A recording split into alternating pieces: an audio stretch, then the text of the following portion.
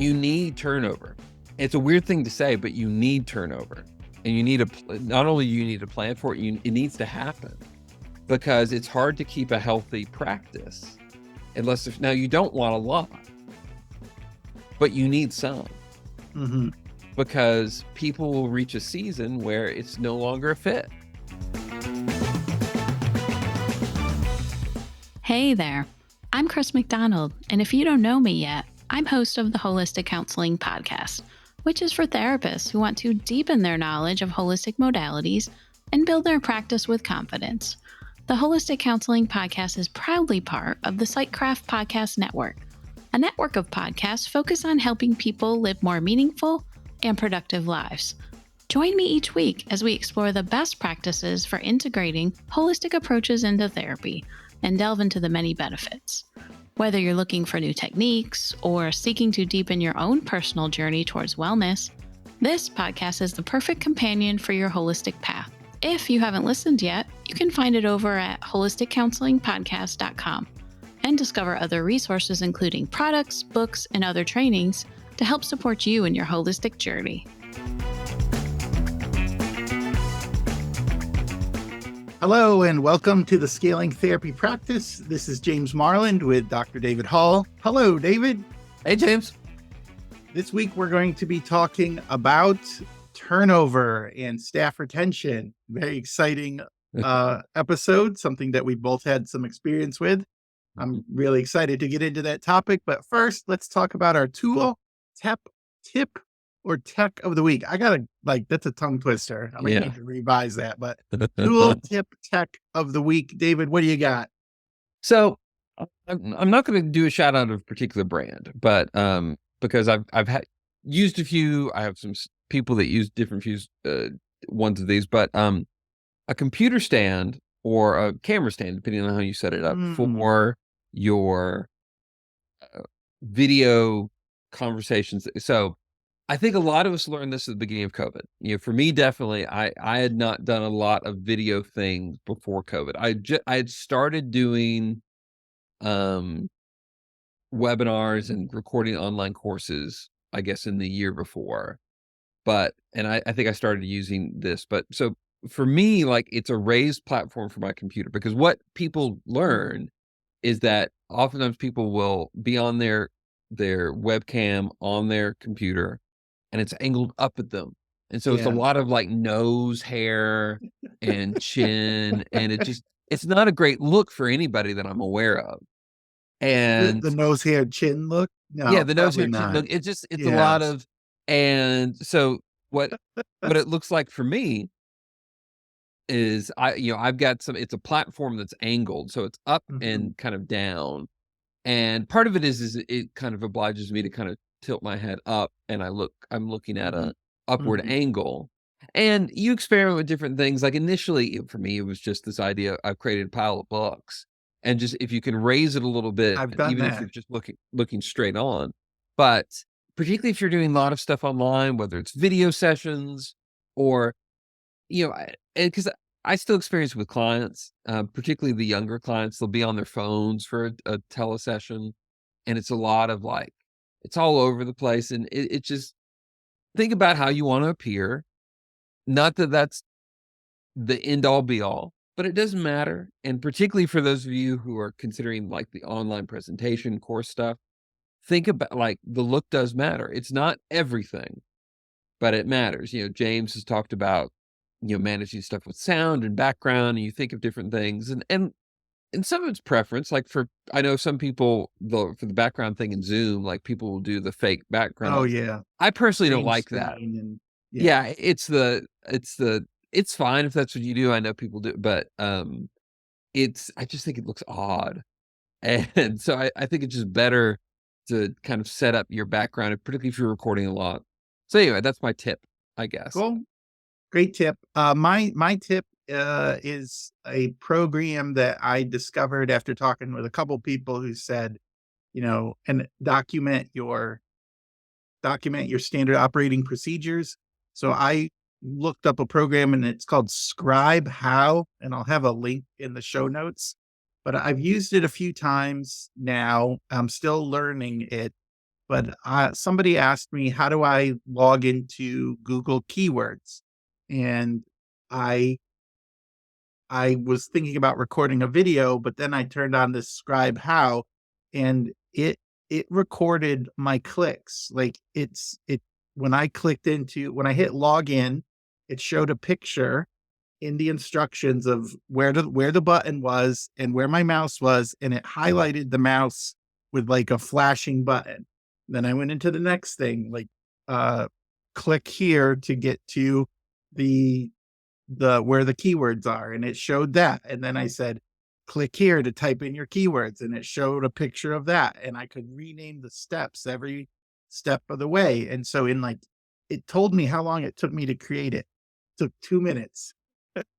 Took 2 minutes to create this standard operating procedure that I can share, embed, share a link, and do, reuse it for my own needs. So, cool. If you're struggling to share some things, or even if you don't have a VA or a virtual assistant yet, or you don't have anybody who you're teaching, it's good to start recording some of those processes so that when it's time for you to offload them, it's already there and it's less of a burden. So I'm a big fan right now of Scribe How. I'm on the free plan. I don't know all the limitations of the free plan, but for what I used it for, it was quite amazing. Mm. Well, we talk about free things. Sometimes it's not worth it, but I'm amazed at how much value. Like, I use one of my main organizational tools is I'll make this a tip later. We'll save it later, but I want to go. But Trello. Episode. I use Trello, but I use the free. Yep. I use the free version. I'll talk about it. Yeah, I'll have that as a tip in a future episode. Anyway, yeah, Trello's great. All right, so we're going to start our topic this week, which is turnover, or maybe scaling interrupted, and how do you manage turnover in your business when people decide to leave. Mm.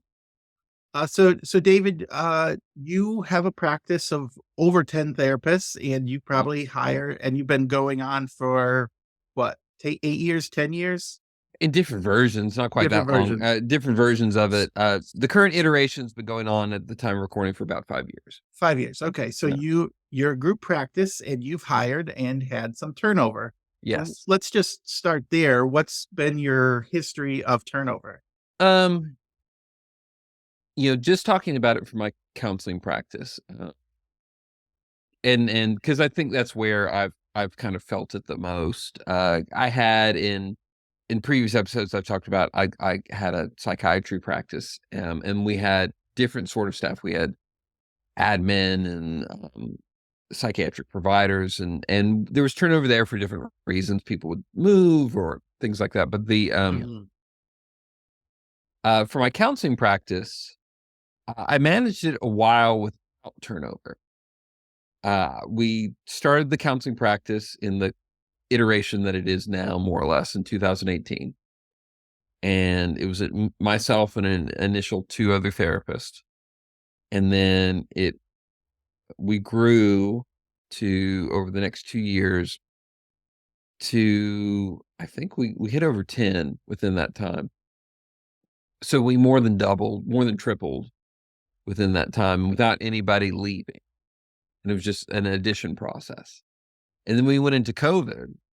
And for the first few months, no interruption, all that. And then within a few weeks in the fall of 2020, I had 2 people quit on me unexpectedly. And that was a hard process for me. It was... What made it hard? For one, it interrupted my scaling plan, because I had a plan to grow the practice of a certain size, and I was just looking to add people. And what's going on? Yeah, what is this people leaving thing? And it interrupted my plan. And I didn't want it to happen. The one person quit, the first person that quit. It didn't represent a huge thing financially. They were pretty new with the practice, and they didn't have much of a caseload at that point. And they had identified that it wasn't a really good fit for them, they felt. That was difficult because they were easier at the beginning when they first said they were leaving. Their exit interview process was not pleasant, and part of it is for those Seinfeld fans, if you're familiar with the Seinfeld holiday Festivus, which is kind of the airing of the grievances. And I felt like there were lots of things that were unarticulated until the door was closing. And then so I felt like somebody was leaving and kind of throwing hand grenades behind them as they went. Stuff that I felt was hurtful, even just kind of a non-businessy sort of way, stuff that was hurtful and not necessarily fair. But that's my own perspective and kind of whatever. And so that was hard because it felt personal. And the other person that left was unexpected because this was somebody who I felt closer to and felt more of kind of a kindred relationship. I had a more ongoing relationship with this person, and looking back, I'm not surprised. And part of it was that this person clearly was ambitious to want to start their own thing, and that's what they ended up going to do, was start their own thing. And I was surprised in the timing. I thought that this was the sort of thing this person might want to do in a year or two, but I was wrong. So, And the other thing, one of the things, like your timetable is messed up, but one of the things I've felt when you said it felt personal, I've like, I yeah. felt that too when people leave, and I feel like I've done my best to take care of them and to just even some sacrifices, and then they leave Mhm. without much notice or consideration for what happens behind. So that's Mhm. the manager's side of Mhm. things. I'm sure there's the employee side of things for that. But as the manager, as the people who are responsible for this, I think some of the feelings in there and taking it personal make it much harder than just, oh, it's, they're making a business decision to leave. Mhm. Well, and sometimes too, it wasn't always a business decision. Sometimes it was just like, I don't for them, it would be like, "Well, I don't like this," or whatever. Mhm. Um, and when in the context of that, I was really bothered and had to take some time to process. Fortunately, I had some good mentoring, in that, and one of the things that it helped me recalibrate was basically how to plan for it. And because at that point, I did not have a plan for turnover. My thought is every hire I make is going to be a great fit, and everyone is gonna be happy and wanna stay forever, and that's my plan for growth and scaling, is that I just keep on going. Uh, I've And been there. I've yeah, been there. and it took some of this interruption to realize, like, that is not a good plan. It's not a sustainable plan, it's not a realistic plan, but more than Mhm. that, it's just not good. So before people left, did you have a plan for that? Like, No, not no, really. no. No, I just thought, like, I wanna make this such a great practice to work that people don't wanna leave Yeah, it. yeah, they'll stay And forever. well, and one of the things you said, James, in a previous episode that I've thought, because I've had some interviews I've done recently, and it was a mindset change for me, was this idea of when you interview people, you've got to look for reasons not to hire them. Absolutely. And for me, I usually go in the hired until proven not hired in the interview process. Like, I'm inclined to think that you're going to be a great fit, and I'm looking for that to be a fulfilled expectation. Yep. And Self-fulfilling. Yep. I look back now, and that there were certain things that I could have seen differently in different people that would have affected their long-term fit. And, when you want to scale, it's in a group practice, this is the idea of, okay, the more the merrier, kind of bring them in, and depending on what sort of practice you have, depending on your expectations, that can work more easily than others. But, it was, for me, fit really matters. And I am both, I've from feedback, this is what I've learned. Uh, my style of leadership is either goes from the continuum to like awesome to horrible, depending on who you are to a lot of degrees. Mhm. Not that I don't have certain objective faults or even virtues that are fairly objective across the board, but there are lots of things in my style that certain people will do a lot better with. And part of my job is how to make sure that anyone that's coming on board, I'm not doing a disservice to by Right. putting them in a Right. situation where they're not going to thrive. That's how I kind of interpret this in my head is if I see red flags in the interview process, I don't make excuses for them.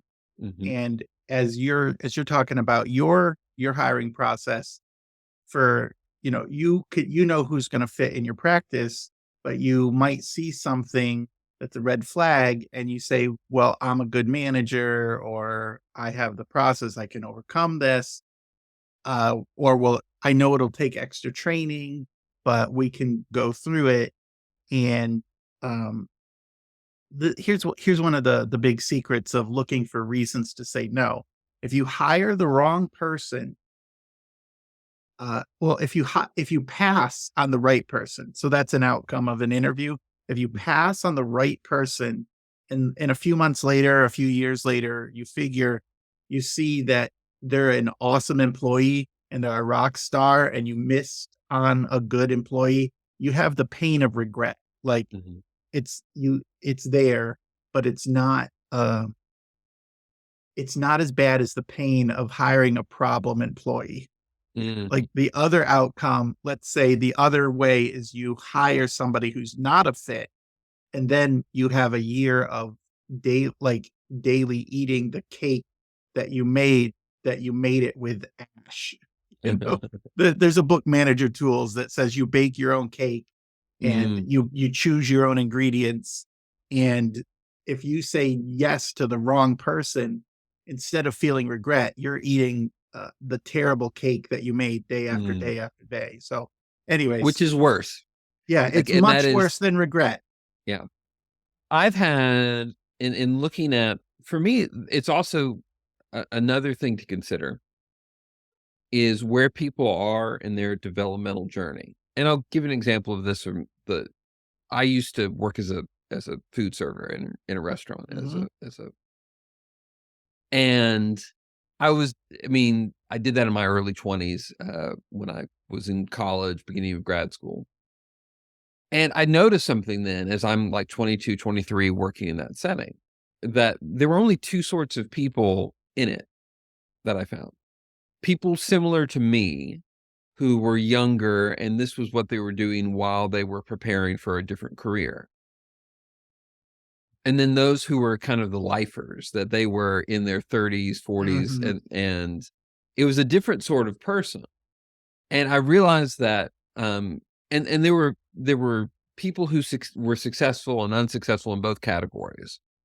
But I remember one of my coworkers who he was like in his early mid 30s at the time, which at the time felt super old to me. And I'll tell you, my early 40s now doesn't feel that old, but he still worked as a server and probably still doing that. And it wasn't that he didn't make a good living at it. I know, we would share shifts and, I made good money doing that at the places I worked. It took me a while as a therapist to match it. I didn't match it what I was making as a server, as a therapist for the first year or two. Mm. But his his um his life was kind of calibrated differently than where I was on a trajectory leading my life. Like he wasn't the sort of person to pick up a shift because he didn't work as a server long term to take on all this extra responsibility. For him, the appeal was he liked the flexibility and the freedom. Mhm. And but I bring this up as an example is because you might be a great fit as a place of work or as an employer for somebody in a certain phase in their journey as a professional, but not long term. And I've really believe in this idea of seasons for myself and for others, and to try to hold on to somebody past the right season.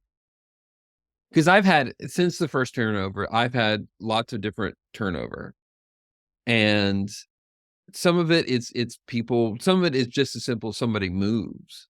Though it's funny, like the one staff member I had that actually moved far away didn't quit, or at least hasn't so far. They're now just working remote Hmm. full time, and because they fit, and we fit for them even when they moved away. But So that leads me to ask, what are some of the big things to think about for your plan for turnover? Like, it's going to happen because mhm. people are at different stages, things grow, people move, things happen.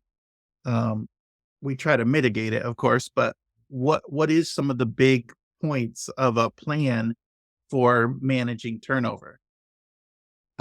Some of it is policy in your employment agreement or contract, and the disclaimer that James and I often have: we are not attorneys, and so this is, but I can speak anecdotally as a business Sure. owner where I am. So Tennessee, where I am, is a right to work state, and so it's really hard to put in and to enforce non-compete sorts of things.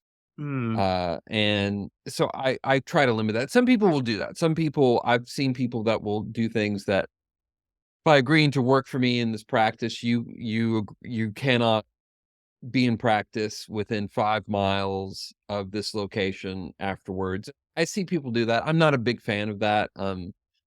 For one, it's a hard thing to enforce, at least where I live and work.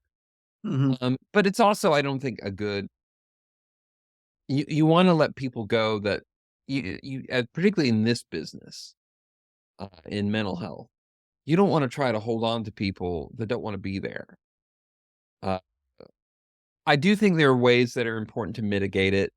So for me, in my employment agreement, and this is how the practice is structured, the clients belong to the practice, not to the therapist. Okay. You spell that out in the We spell that policy? out in the Yeah. employment agreement. That's a policy. Now, if you're running independent contractors, you can't do that in most Right. places, most states. Um, but it's part of how we manage the practice. It's part of where the record, like, it all belongs to the practice. Now, that being said, when people will leave, I generally don't have any issues in releasing clients to, because in the end, clients are going to want to typically go with their therapist, and I Sure. don't want to, but I have that as a policy more as a protection, because if I have a situation where somebody leaves and it's a much more acrimonious thing, and there may even be client well-being considerations in Right. it, I I want to have it spelled out that, like, these are not your clients, that they're the clients of the Clients of the practice. practice. And that's some leverage that, in considering of where people go. Um, I have a thing as a policy that people can leave. It spells out, like, how people give notice, like they give notice of 30 days, and I've I don't really like a minimum of 30 days, but at the same point, I considered longer for a required notice. But then I also realized that that would be very burdensome to someone leaving more than 30 days. The And hospitals I've worked for, anyone with a master's degree level or a manager gave 30 days, everybody else was 2 weeks, so yeah, that and seems 30 to days fit. felt, yeah. I would love 3 months to plan, but I Well, understand why someone doesn't wanna do that. well, yeah, sure, but it kind of 2 weeks, I think, would be too short for the Oh, client to absolutely, yeah. figure it out, and Well, and for 30 us, days is still tough. 30 days is reasonable for us too, because that's our payment cycle, is True. we do monthly payment cycles, and but I understand, and as an example, so my wife, she told an employer that she was leaving sooner than she had to, and there was issues with that. Not like hostile work environment, but a practical thing was, she was working as a therapist, and they took her off new clients, which I understood why they did that as a practice. It's like, well, why are we going to give you new clients when you're leaving? Right. But she had given significant notice as a consideration, and so in some way she was penalized for it, which I get. And But on the other side, I also understand that if someone gave me 3 months notice, am I going to feed them more clients, realizing Right. they're Yeah. going to, so There's a consideration there. So a month yeah, seems about. yeah. So, but that's a policy. But another policy I have is people can leave the practice, assuming everything is above board. People can leave the practice and go on their own if that's what they choose to do. But people can't leave and then hire people away from the practice. Like if you leave, if James is a therapist working for me, Oh, I do, right. Yeah. I do have it spelled out that like you can quit and start your own practice, assuming everything else is above board. But you can't recruit anybody else to go with you. And like there's a thing of like you are barred from employing or contracting with anyone else that works for the practice. I think I have it for a year because I want to give people flexibility, but part of it is, not wanting to create this bandwagon of people leave in a trove together. And now how enforceable that is, how like, fortunately I haven't had to deal with that. But so how do you plan is, what is your agreement and what are you legally allowed to do? If you have contractors versus employees, knowing kind of the employment laws in your state, because there's certain things you may want to do that are not legal to do. So consult your lawyer. Yeah, but you want to have in your policies, you do want to be thinking of what are the things I can do that protect myself or the business, but also what is fair and equitable to any employee. What if they're not, what if they leave and they don't like finish their billing or their paperwork or their notes or things that they're required to do? Well, we have a policy in place. This is one of our friends inspired this because she was a coworker of ours. She never worked for us, but it was notorious in like her notes getting behind, like really bad. If you've worked longer than a year, somebody you can point to like. So we actually have a policy for just, this is normal. Like people don't get paid unless their charting's up to date. Okay. And so it's a policy that's not just for the one-time event. It's like for the every month practice. People get paid once a month, and if your charts aren't up to date, then you don't get paid until they are. So if someone left without getting charting done, then they just wouldn't be paid for that pay period until it was completed. But that's not a termination policy. That's just an internal policy. But again, it's good to have these because I did that just as a form of accountability. And I will say, I do have staff that are oftentimes like the last day of the month are scrambling to get caught up in their charting. And it can be a tension thing. But most people have given me feedback that they appreciate it as a policy because they like that accountability. Well, it does. It keeps it. Oh man, have you worked with people who didn't do it for months? Oh yeah. And then they missed billings. And I worked with some psychiatrists who would never do their mandatory, safety trainings, and they had to take off like 2 days to catch up. And also their notes, they wouldn't, they had stacks of charts every day to finish their notes that were going out of, time for billing. So yeah. And if you had the policy that kept you up to date in a manageable amount of time, there wouldn't be those days where they had to just stop everything and stop billing. Yeah. Have policies and enforce them, I think. So I think sometimes people will have policies, but not enforce it. And you create a problem for yourself because it's hard to enforce stuff. Like I've had to withhold pay from people for a certain time because of maintaining boundaries. And I don't like doing that. No, but it's important to kind of hold your line. So one is the policy. Okay. The other thing is a healthy ecosystem has what do you mean by that? It's a good, I was thinking of it as a metaphor, but I'll use, so a healthy environment of a work environment. And I'm going to use an example like in nature. Okay. But you need inflow and outflow. You need both. So going back to how, like I pictured growing a practice with just inflow and no outflow. But if you look at this in nature, and we'll talk about bodies of water. A river typically has the same inflow and outflow. It just keeps on just moving through. But let's say you have a lake. Lakes will have inflows where water's coming in, but they also have outflows, most of them, because you need that for the water to stay vibrant and healthy and fresh. Like, because otherwise you end up with like a stagnant bit of water. I'm thinking of like a pond or something like that. But even in like larger scales, like the Great Salt Lake in the United States, it has no outflow.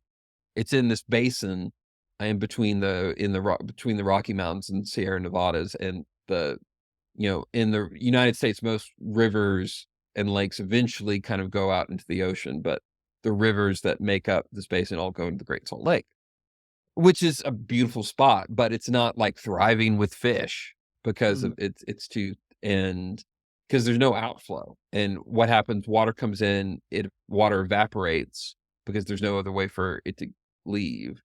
And the mineral and salt content just gets more and more concentrated over time. Yeah. But you need turnover. It's a weird thing to say, but you need turnover. And you need not only you need a plan for it, it needs to happen, because it's hard to keep a healthy practice unless now you don't want a lot, but you need some. Because people will reach a season where it's no longer a fit for whatever, like it could be because their family life has changed. They have different financial needs. We hire in our practice both pre-licensed and fully licensed people. So people that are working towards their hours for full independent licensure, because we provide supervision and a setting for people to do that. And then we have people who are already licensed. And some people, their journey is they need a place to work and thrive while they're still getting licensed. And when they get licensed, they want to move on. Now, maybe not immediately after they get licensed, but at some point. And that's not bad. It doesn't mean that you're necessarily a bad boss or running a practice that isn't good, but it's just part of their journey. Maybe they're on their own entrepreneurial journey. Or it could be that the vision of what you have for a practice, it could be like treatment oriented. And I'll give an example. I have a friend who he runs a very niche practice. He's the co-owner of a practice that specifically does couples EFT, which is a emotionally focused therapy. It's a type of therapy, and it's a specific clientele. Like they will see non-couples, but that's their focus. That's their niche. And he and I had some discussions several years ago where he was dealing with some turnover, where he was needing to encourage somebody on, which is my father, who's a business owner. He talks about blessing people on, which is his term for firing people. But he means it. It's not euphemistically. He does mean it in the idea of like they need to be encouraged in their next thing. And I don't need to hold them back because this is clearly not where they need to be. It's not good for them to stay because they're not going to be successful where they're at. Yeah. So it's neither good for you or them. But giving the example of my friend, he had some people in the practice that weren't really that EFT, weren't really that niched. And part of his turnover process was allow him to really focus in on what sort of practice do we want.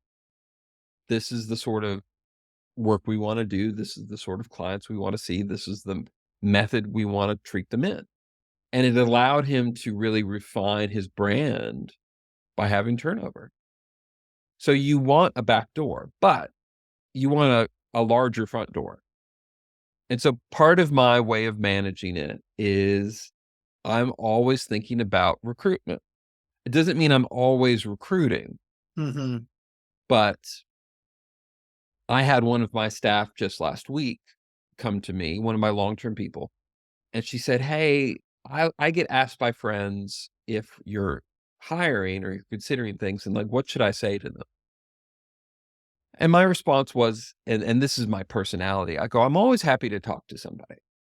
Even if we don't have a spot, I'm always happy to talk to somebody, not to lead them on, but I sometimes, because I'm friends with other practice owners, and so I like helping direct people. I'm like, well, we're not hiring right now, but you should consider these other places. I like being that kind of matchmaker.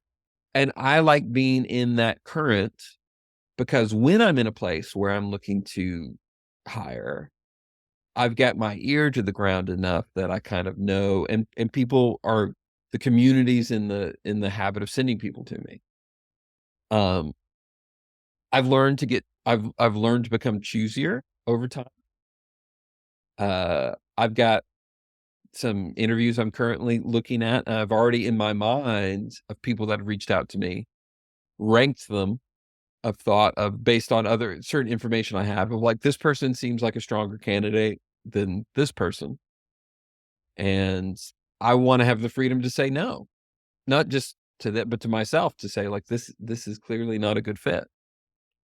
I need a, I, I've, as James was saying, I'm working on I need to have my no more ready early on and yeah, not be too optimistic. I think this topic of turnover has opened up some other topics like hiring, and we're mostly talking this episode about voluntary turnover, Mm. but there is probably a whole series on non-voluntary I've been turnover. very, I appreciate that I've had the benefit of I've not had to let anybody go Yeah, as a therapy practice owner. Now I've let people go in other businesses, and I learned some hard lessons in that. I've not had to do that so far, and and as far as turnover goes, I would like not to have to do that. I don't assume I need to have a policy. I need to have plans, and but I feel that, you know, to be open in your outflow, I think kind of allows things to naturally happen. And not always. People don't always do you that favor. But yeah, I mean, but in the natural turnover, part of growing is there's constantly pruning. It's like a tree or yeah, like and that's okay. And it doesn't mean that you shouldn't assess your functions as a business leader or a manager, whatever. Like, I don't like receiving negative feedback, but mm, I do want to be open to hear it because there may be wisdom that I need to imbibe and to implement. But yeah, it's a learning process. But yeah, it's always going to happen. And so if you're doing anything on scale, I will say the smaller the practice, the fewer instances of turnover you're likely going to have. But that's just a statistical thing. and as you're growing, it happens. It always seemed to happen in stages. We Mhm. the company I was running, we got to a point where we needed to hire people, and we had that idea, oh, if I hire people, we can see this many more clients. And then you had to develop new things changed, and some of the original people, it jarred them a little bit. And Mm, so you might lose something or somebody might leave, and then you have to go through mm, that learning process. I remember, you know, the company was new, it was a startup, we didn't have any transition policies in place, and I remember just making some really big mistakes with the it was a service industry, so we were providing virtual assistants for people, and when their virtual assistant left, it was like crisis for the office. Not and and the answer is, "I'm gonna figure it out," was not good enough for them. And so there that we learned quickly to manage the expectations of practice owners with, "Hey, we have this plan in place and we're gonna take care of this for you. And this is how easy it's gonna be. And I'm sorry that, your virtual assistant is moving on, but we have this other person who's already trained on your practice." And even further, then we started having cross training. So even before people got moved on, the people were cross trained in new practices, and we made people write down all their notes and policies so that we could pick up just what, like you said, with the paperwork stuff. We made sure that they had regular meetings with their practices, and so somebody could slide in, not mm. not without disruption, but with minimizing the disruption. because any Mhm. change like that is a big disruption. But it wasn't easy, and the first time we made a lot of mistakes, and we we made those policies to make it smoother. So, uh, I guess what if you don't want to deal with employees? What if this feels like too much? Yeah, Uh, what if you want to do contractors, I guess, and do 1099s instead of W-2 employees? What does that do for you? oh, it's a recent episode, and I realize not everyone's listening to episodes in order and kind of things like that, but one Yeah. of the things that James and I have talked about recently is, you're always gonna have a problem, so it's Mm. deciding which problem you want, Oh and yeah, I like that. I like that one. yeah, and you end up with different problems if you don't have people that work for you, if you have a different relationship or kind of things like that, but you also save yourself from certain problems, and so it's just deciding, and, um For I think if you have contract I think for group practice owners, here's where I think people get in trouble and will get themselves in trouble more and more long term. I know practices that run their therapists that work underneath them as independent contractors, but they have a mindset to treat them like employees, and, uh, in Oh, tax law sorts of things, that gets more difficult over time, but it also you can't have it both ways. One of the reasons I have employees versus independent contractors is yeah. because I want to set policies and culture and things much more directly that I could not, in a technical sense, legally be allowed to do Right. if they were independent contractors. And the you know, the you're going to and part of when you set policies, I'm this is slightly tangential, but it's related. When you set policies, you will create your turnover in some ways. By setting boundaries and limits, you'll create kind of where your turnover will go. For example, for me, the way my practice is set up financially for therapists is it uh, rewards full-time people because the Mhm. more full-time you are, the more money proportionally you keep per hour. Like what you make per hour is more the more hours you put in a month. And it also benefits the practice because you don't have to hire as many people. Mhm. The room is used, the Yeah. space is used at a higher level. Like it's an easier, from what I've heard anyways, Yeah. you can correct me if I'm wrong. It's just easier to manage one person instead of three partners. I find that so, and that's been Yeah. my choice. And so I've created a practice that incentivizes full-time people. But Yeah. what that has meant practically is that my practice financially is less appealing to people who are less than full-time.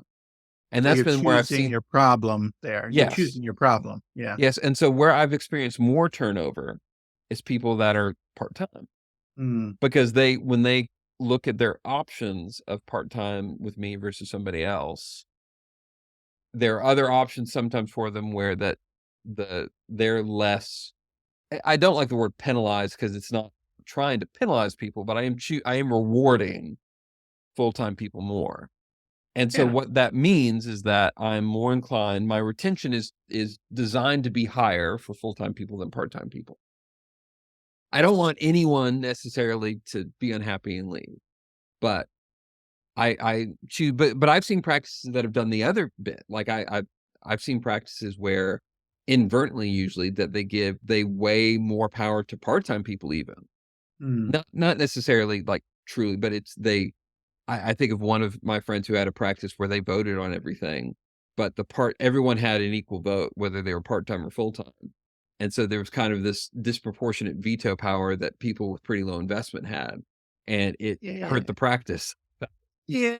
Yeah. I don't know. I don't know Yeah. about that. Yeah, and anyway, but back to your question, James, of what happens when you don't wanna do this. Set your expectations and set, like, what you're doing. So, as a different example, my organization, that does teaching, Psych Maven, Mhm. is mostly independent contractors. I've Mhm. at this point, there are no employees for it. Like there are people that teach that I contract to teach, and they get paid as independent contractors. But the benefit I have is I'm not managing them in very like it truly is an independent contract where there's expectations of it's usually them creating a course or some offering. And so there's set things of this is what you deliver, this is what you create, this is how the finances of it will be handled. And it's a very easy exit for both sides. I one of the things I learned over time was initially I tried to make it a little bit more strict in like non-compete sorts of stuff. And I've over time done away with a lot of things. Hmm. I used to have a policy that if you did a course for me, you could only teach it for me while you're in this Yeah. and not another. Like, and right now the only rule I have is that you can't duplicate the course in another setting. Word for word or Word slide for for word. slide. Yeah. But at any point you can say you have an out at any point to say like, hey, I want to move this course to another platform. Okay.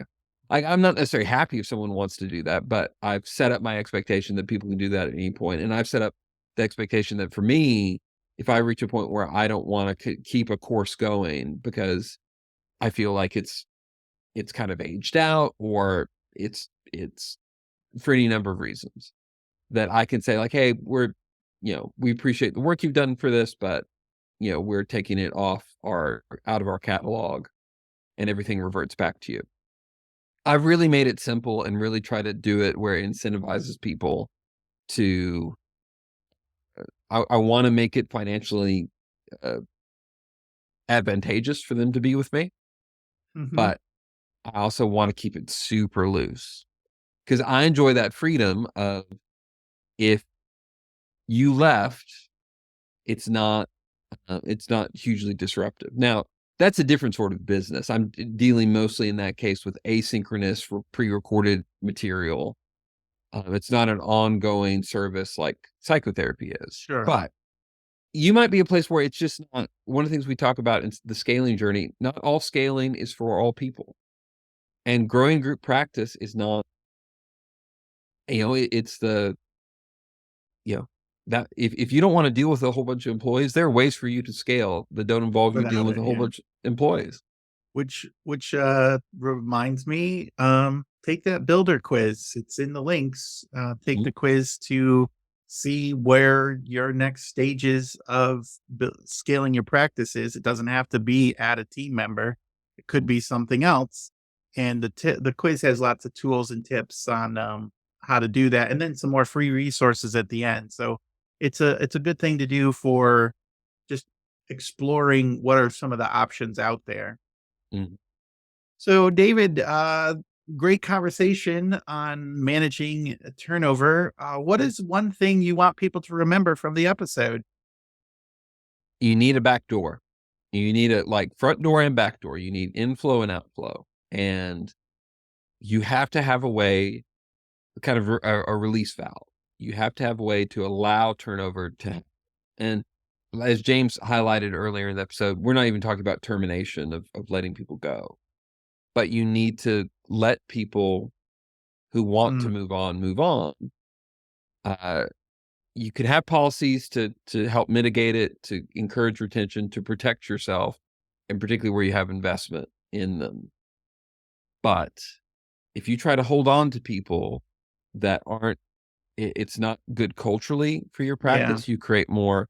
And ultimately, any therapist who doesn't want to work with me, I that may be hurtful or that may be disappointing, but I need to be able to let them go because that will not be a thriving work relationship for me or for them.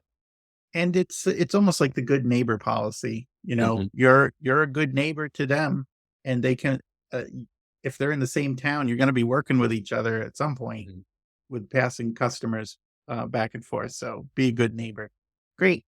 My one thing is have a plan, Yeah. but just recognize your first time, you're probably not going to have a really good plan. Like if you follow some of the advice from this show and from other people, you're going to have something, but there's going to be things that you're just going to be blindsided by.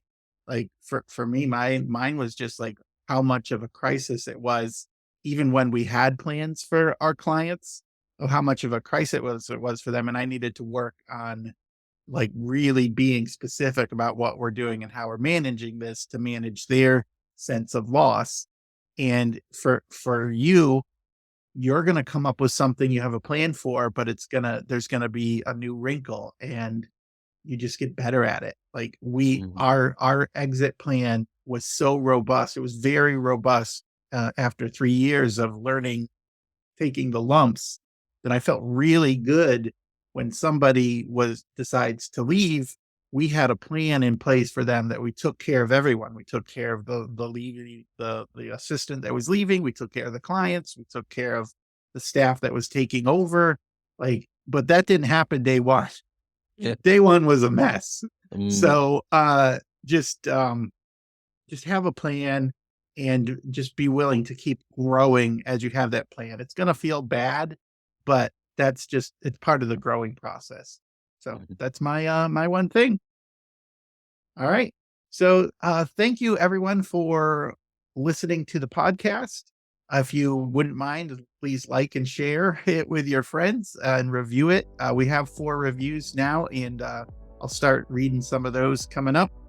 This is James Marland with Dr. David Hall. We'll see you next time. Psych Maven is proud to support the Scaling Therapy Practice podcast. And if you are someone looking for ideas that are tailored to your own personal style on how to scale and grow your own impact and income as a mental health provider, we hope you might check out our free online assessment. If you go to stp.psychmaven.com, you can take our free personal inventory and find out what your builder type is as a helping professional. This assessment is quick and fun, and it comes with tons of customized resources with your results, so you can discover the best ways to scale that match your own personality. Find the assessment at stp.psychmaven.com. That is stp.psychmaven.com. Have fun with it. One of my favorite cartoons growing up was Garfield the Cat. So in honor of that, I had AI write me the podcast disclaimer as if I was Garfield the Cat. So here we go. Hey there, folks.